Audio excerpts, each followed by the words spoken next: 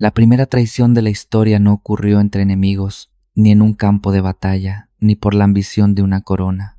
Ocurrió en el silencio de un campo virgen, entre dos hombres que compartían la misma sangre, el mismo techo y los mismos recuerdos.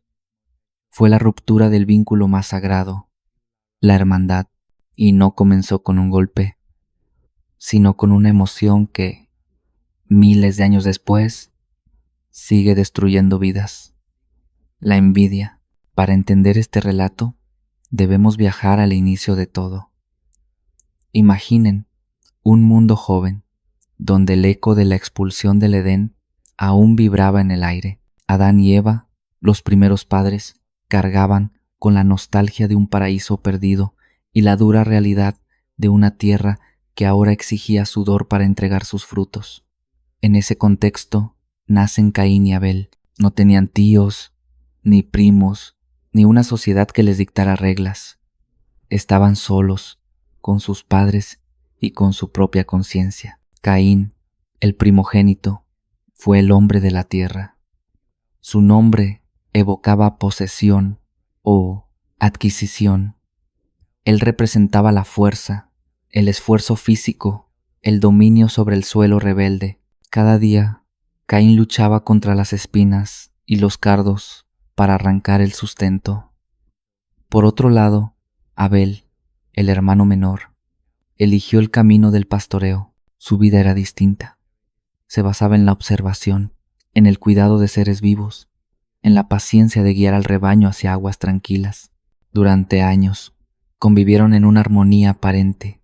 Sin embargo, en el corazón humano, la cercanía no siempre garantiza la paz. La convivencia estrecha suele ser el caldo de cultivo donde se cocinan las comparaciones más amargas. Llegó el día en que ambos decidieron presentar una ofrenda a Dios.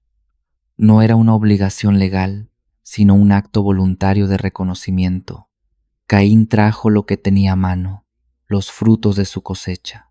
Abel, en cambio, seleccionó lo mejor de su rebaño, las primicias, lo más gordo, lo más valioso. El relato nos dice que Dios miró con agrado a Abel y su ofrenda, pero no miró con el mismo agrado a Caín ni a la suya. Aquí es donde muchos se confunden. ¿Acaso Dios prefería la carne sobre los vegetales? No, el problema no estaba en el objeto, sino en el sujeto.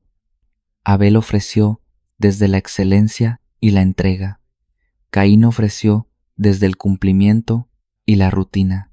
Mientras uno entregaba su corazón, el otro solo entregaba un excedente de su trabajo. En ese preciso instante nació la grieta. Caín no sintió tristeza por su falta de conexión espiritual.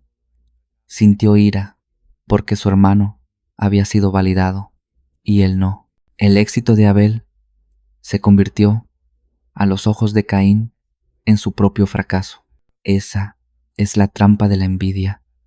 Creer que la luz del otro nos deja en la oscuridad, cuando en realidad cada uno tiene su propia lámpara.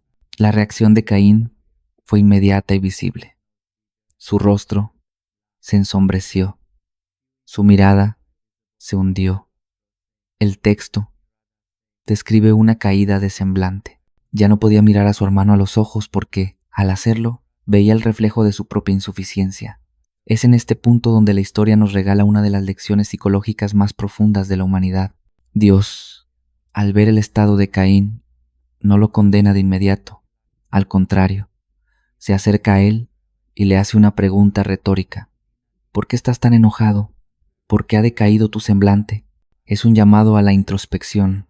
Dios le advierte que, si hace lo correcto, será aceptado, pero que, si no lo hace, el pecado está a la puerta acechando.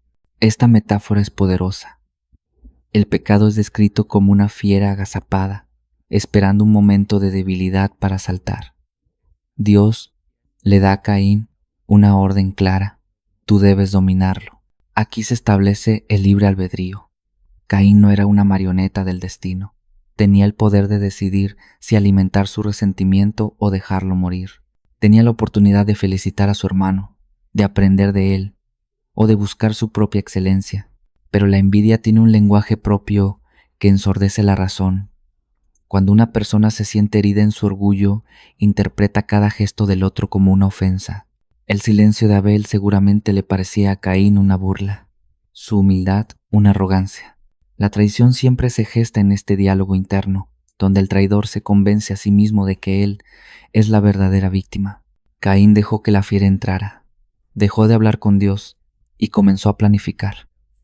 El resentimiento se convirtió en una obsesión. Ya no importaba la ofrenda, ni la tierra, ni el futuro. Solo importaba eliminar la fuente de su malestar. Un día, con una calma que hiela la sangre, Caín invitó a Abel a salir al campo. «Vamos al campo», le dijo. Esas palabras, cargadas de una falsa normalidad, son el preludio del desastre.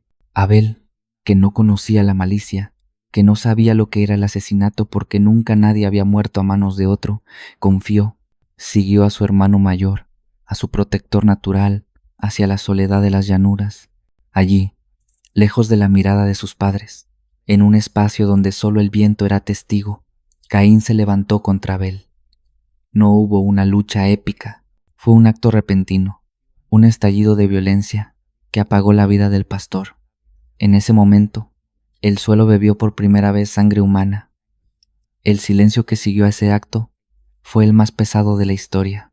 Caín creyó que, al matar a Abel, mataba su problema, pero lo que no sabía es que la traición no libera al traidor, lo encadena para siempre. Tras el crimen, el mundo no volvió a ser el mismo. Caín intentó retomar su vida, pero la voz de la justicia no tardó en aparecer. Dios volvió a interpelarlo con una pregunta que ha resonado por siglos. ¿Dónde está Abel, tu hermano? La respuesta de Caín es, quizás, la frase más cínica de la historia. ¿Acaso soy yo el guardián de mi hermano? Con estas palabras, Caín intenta desvincularse de la responsabilidad humana. No solo niega el asesinato, sino que niega el deber de cuidado que tenemos los unos con los otros. La traición se completa aquí, no solo en el daño físico, sino en la indiferencia absoluta ante el dolor causado. Pero la verdad tiene una voz propia. La sangre de tu hermano clama desde la tierra, fue la respuesta divina. La traición deja una huella que no se puede borrar con mentiras ni con el paso del tiempo. El castigo de Caín fue proporcional a su acto. La tierra que él tanto amaba, la tierra que él cultivaba con orgullo, ahora le negaría su fuerza. Sería un fugitivo, un errante, alguien sin hogar y sin raíces. Lo más trágico es la reacción de Caín ante su sentencia. No llora por la pérdida de Abel, llora por la dureza de su propio castigo. Mi castigo es más grande de lo que puedo soportar, se queja. Teme que otros lo maten, demostrando que quien traiciona vive con el miedo constante de ser traicionado. El egoísmo de Caín fue total, desde el principio hasta el final. Para protegerlo de una espiral de violencia infinita, Dios puso una marca en Caín. No era una marca de honor, sino una señal de advertencia. Caín viviría, pero llevaría en su piel el recordatorio de su traición. Fundó una ciudad, tuvo descendencia, pero su nombre quedó grabado para siempre como el prototipo del traidor, del hombre que prefirió destruir a su hermano antes que mejorar su propio corazón. La historia de Caín y Abel es un espejo incómodo. Nos recuerda que la traición no nace en el vacío, nace de la comparación constante, de la incapacidad de celebrar el bien ajeno y de la soberbia de creer que merecemos más que los demás sin dar lo mejor de nosotros. Caín mató a Abel porque Abel era el recordatorio viviente de lo que Caín podía haber sido y no fue. Al final, la traición es un intento fallido de borrar nuestras propias sombras, eliminando a quienes reflejan la luz.